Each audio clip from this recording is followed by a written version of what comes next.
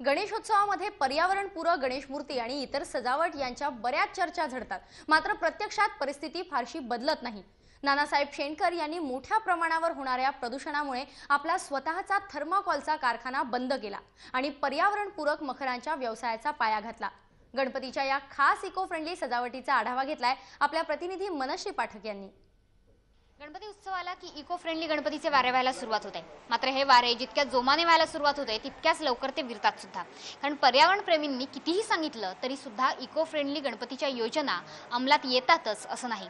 मात्र एक अशी व्यक्ती ज्यांनी स्वतःचा थर्माकोलचा कारखाना प्रदूषण होतंय या कारणामुळे बंद केला आणि प्रदूषण होतंय हे लक्षात येताच त्यांनी नवीन कागदी आणि पुठ्ठ्याची मखरं तयार करण्याचा कारखाना सुरू केला। गेली 13 वर्ष नानासाहेब शेणकर पुठ्ठ्याची आणि कागदी मखरं तयार करतायत। शेणकर, तुम्ही अशा प्रकारे थर्माकोलचा कारखाना अचानक बंद करून अचानकपणे दुसऱ्या व्यवसायात उडी घेतली, काय प्रेरणा होती यामागची?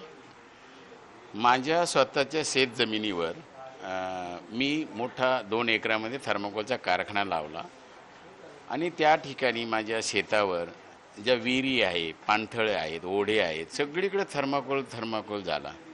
म्हणजे गेले 25 वर्ष आम्ही त्याला इतकं वाढवलं मोठ्या प्रमाणात, सगळीकडे त्याचं प्रदूषण होत आहे याची जाणीव झाली मला 20 वर्षांनी। आणि लोकांच्याही तक्रारी वाढत गेल्या की ते तुटतं, घेऊन जायला गावोगावी त्रास होतो, एसटीचं जे गर्दी असते त्याच्यामुळे ते थर्माकोलचे मखरं घेऊन जायला खूप त्रास होऊ लागला।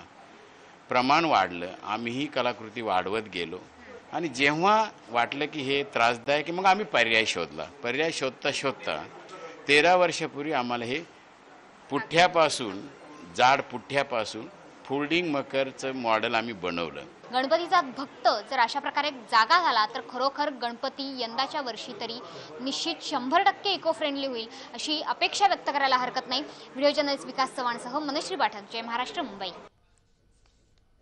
तर यंदाच्या या गणेशोत्सवासाठी प्रदूषण मुक्तीसाठी आपण देखील पर्यावरणपूरक वस्तूंचाच वापर कराल अशी अपेक्षा व्यक्त करतो आणि बुलेटिनमध्ये इथेच थांबतोय। ताज्या अपडेटसाठी तुम्ही पाहत रहा जय महाराष्ट्र, थेट अचूक बिनधास्त।